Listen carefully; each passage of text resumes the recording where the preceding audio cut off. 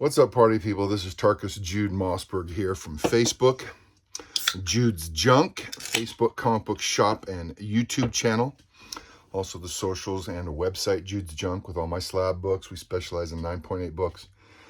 So Star Wars, Mandalorian, and Grogu movie came out, and we went and watched it at our local one movie theater near us, about 16 miles away.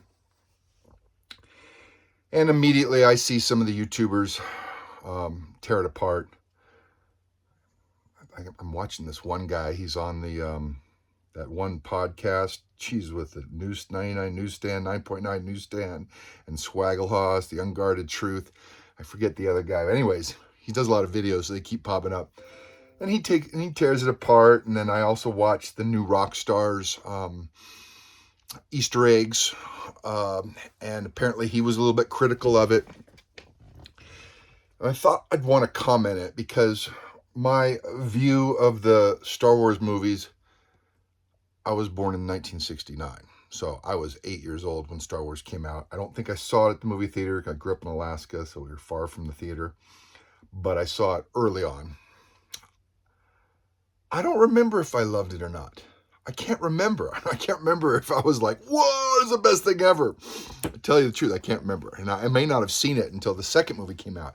It might have been that I watched the second movie first at the theater and then went back and watched the first movie on VHS or something silly.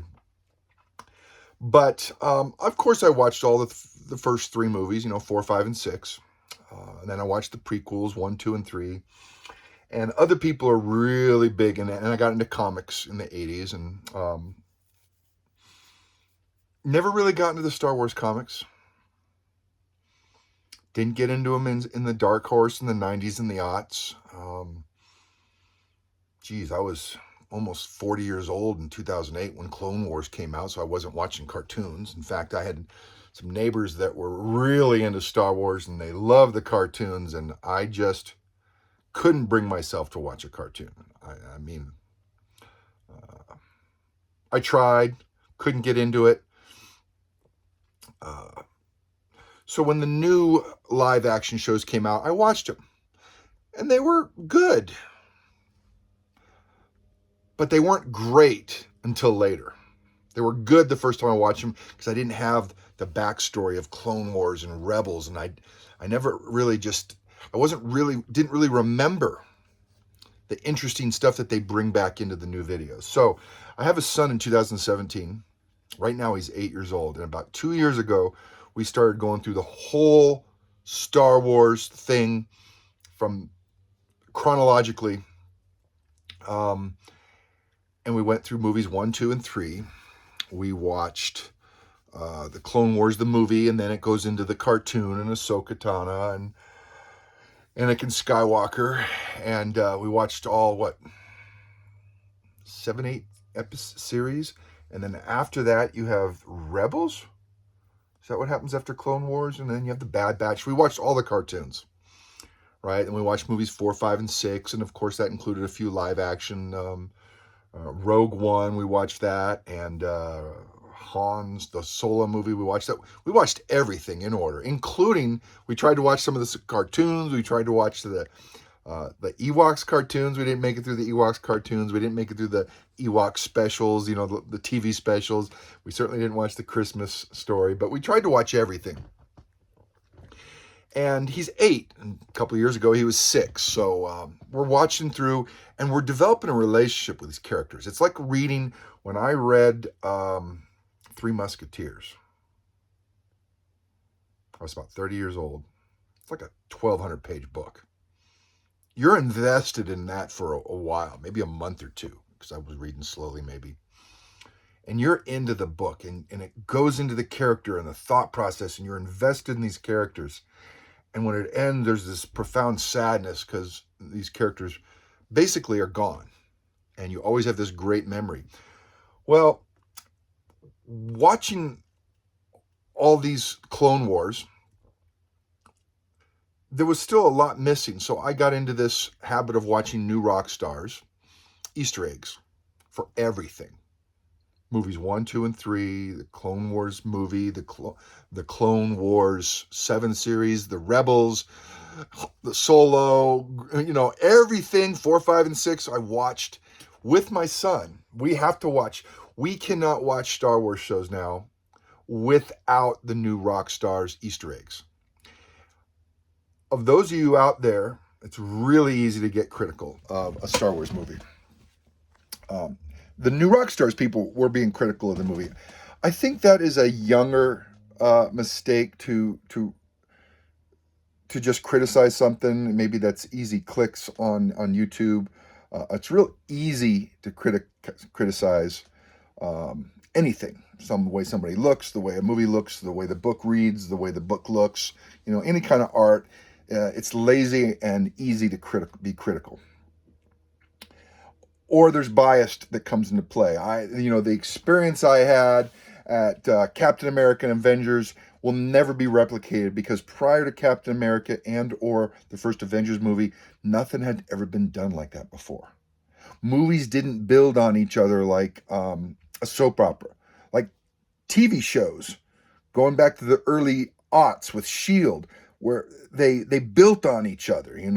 That became the norm, and the popular thing is that they're soap operas. Soap operas were soap operas, the daytime stuff back in the 80s and 90s. It didn't become popular on TV shows until the aughts. Now, all TV shows have to be soap operas. And then they brought that model to the movies, where the Star Wars franchise now is a soap opera. It's this long-running story over basically 50 years of characters. And when everybody slammed movies 1, 2, and 3, that's now some of the best storytelling is prior to movie 4. The whole Clone Wars and Rebels saga and the Ahsoka and the Rebels and all the new characters that developed. And then we got the Rogue One, and the whole Andor series was just amazing, really good. Yeah, good writing. Everything was great. Everything is great. And so when I see all these people becoming critical of the new Star Wars movie, it reminds me, I don't know, when did episode 7 come out? And our neighbors were really big Star Wars geeks, and they drove like 3 hours to go watch a special pre-screening of the movie on a Thursday night, and they watched it, and all they did was complain the whole 3 hours home. I asked them how it went, and the next day all they did was complain. This was a lazy guy, lazy critical skills. When you complain, you make yourself feel better than the thing you're judging, and it's kind of a young, naive way to look at it. So what I wanted to talk about is how great Star Wars has been for me and my son these last 2 years. All the shows. This is like one long soap opera from beginning to end. Sure, certain chapters in The Three Musketeers are more exciting than others. There's like 4 or 5 chapters in that book where all he's doing is in jail talking to himself. But you stay engaged, but there's not action going on. It's just him thinking and talking and maybe losing his mind. And you're like, wow, this is going on way too long. And so, the Grogu movie, you had that whole episode where Grogu takes care of Mando. And there's not any dialogue because he's knocked out, and Grogu is going around trying to, protect Mando and just take care of him. And some people speculate that might have been a standalone episode for a TV series, but they decided to turn it into a movie. So there was different weird elements of the movie, like little subs, and it might have been a series, TV series.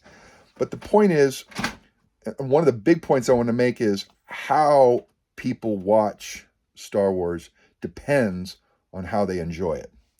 Dave Filoni set a vision almost 20 years ago with Clone Wars, that this is a long story. You have to prepare for the next story. You have to build into the past stories. You got to take pieces of the past. You got to build for the future. And sometimes when you're building for the future, you're planning 10, 20 years out. And this is why he's the main guy now, because he was able to do this. He didn't bring Jeb in too quickly. It came back in The Mandalorian, that one little cameo scene at the bar, and now he's in this movie, and everyone was mad that he only showed up. They were mad because he only showed up for a few minutes, but he gave him a taste test. So Now everybody's excited. It's the first time people are seeing a live action Jeb. When did the Rebels come out? 2012, 17? I don't even know. I didn't watch cartoons back then. But it was going on 15, 20 years ago that Zeb was in the cartoon. And all the other people in Rebels have come back. And Zeb was the last one to really get to see him. And now we're seeing him as a pilot. So if you don't know the backstory of the Rebels and the Clone Wars, you're missing out on all of the live action stuff. So over the last 8 years, I watched all the live action Star Wars movies. And I went back and watched New Rockstars. And what was confusing was they would bring snippets from the Clone Wars. Oh, this happened in the Clone Wars.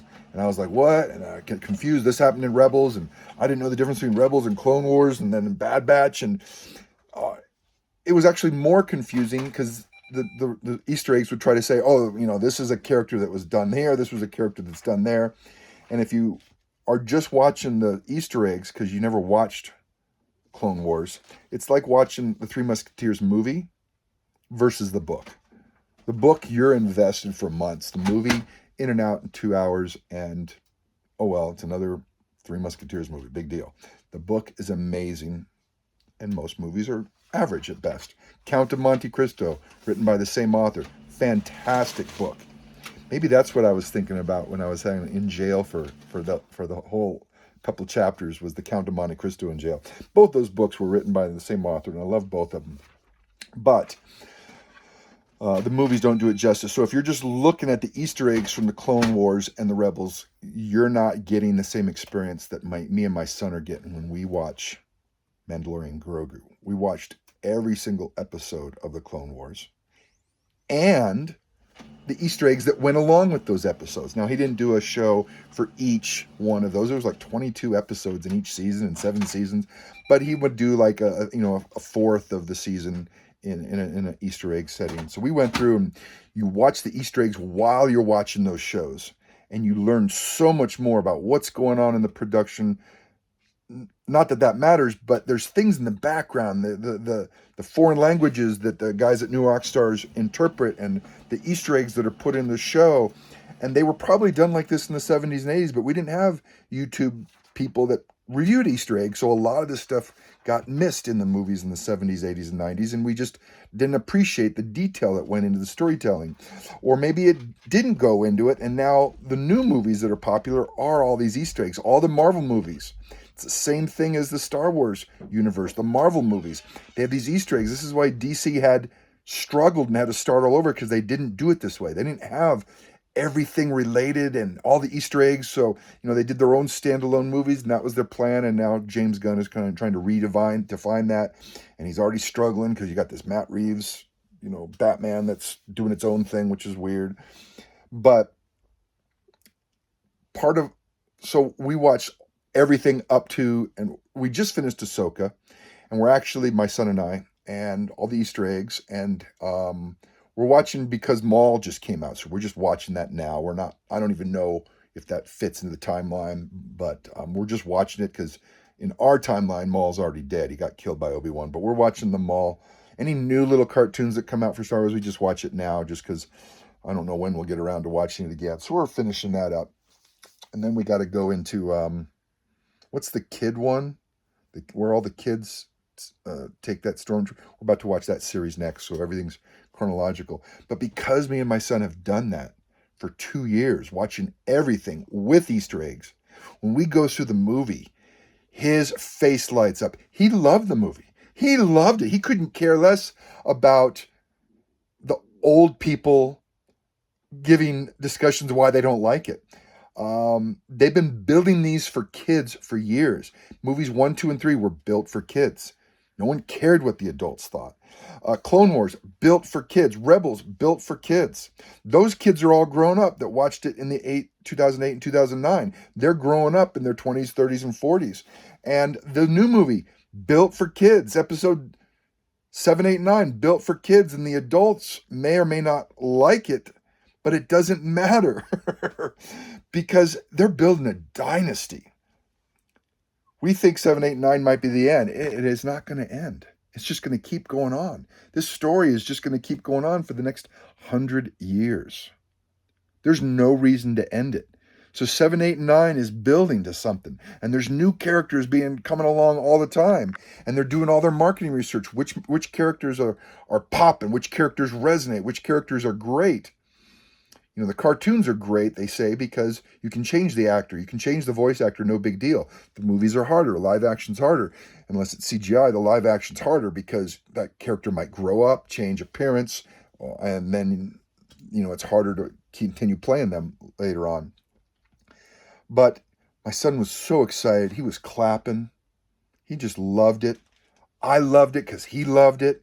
And the whole movie, oh, that's an Easter egg. That's an Easter egg. And he doesn't even know what an Easter egg is, but he's like, oh, that's an Easter egg because he remembers it from some kind of previous session. Oh, you know, so many references for us old people to the previous movies.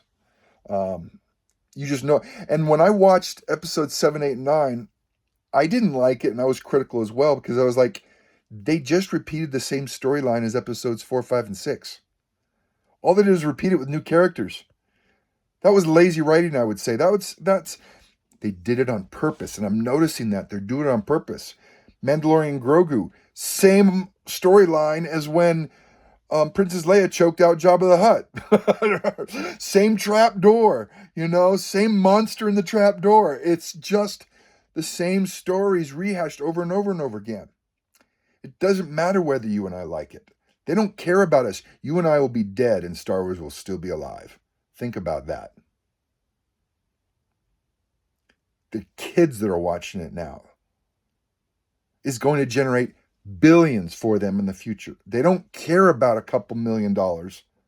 They're worried about the billions that this will produce in the future. I firmly believe this. I could be wrong. I could be full of it. But look what's going on. Why would they rehash the same stories? It appeals to the kids. These kids watching this today, they're going to be out one spending when they're in, he's 8. So when he's 38, 30 years from now, when he's got money, he's going to be investing like we're investing now from the stories from the 80s, 90s, and even the aughts. The guys that didn't even get into Star Wars until 2008, they're investing now in paraphernalia, Disney World trips, blah, blah, blah. So I don't put too much stock in the movie about whether it was a great movie for this 3-hour session. The experience was with me and my son. We came home. We got to spend another hour watching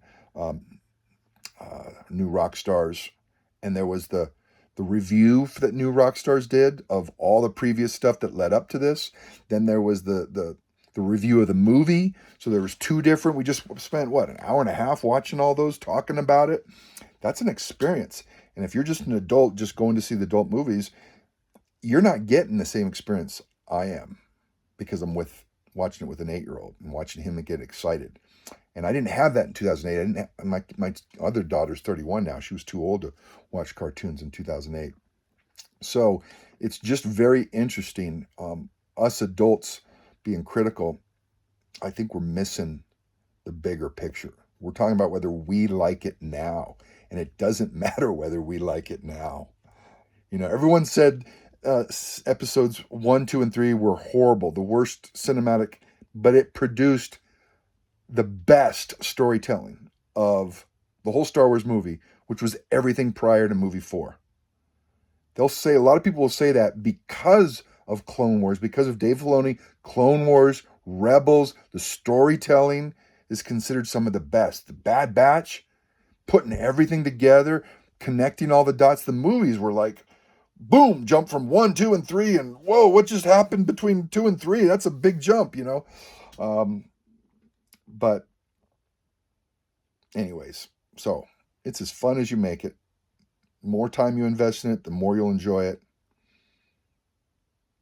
And I think they know what they're doing. These kids, my son, he's hooked. We haven't even gotten to 7, 8, 9 yet, which is so amazing. I think he's going to love those. Just new characters, but same storylines. Anyways, I am now becoming a Star Wars fan because I'm enjoying it through my son's eyes. I would have never become a Star Wars fan like this if I didn't have this experience of watching it with my 8-year-old son. So I thought that was interesting to share. Happy hunting, guys. I got a Star Wars 1 and 2, 9.8. If you're ready, take care.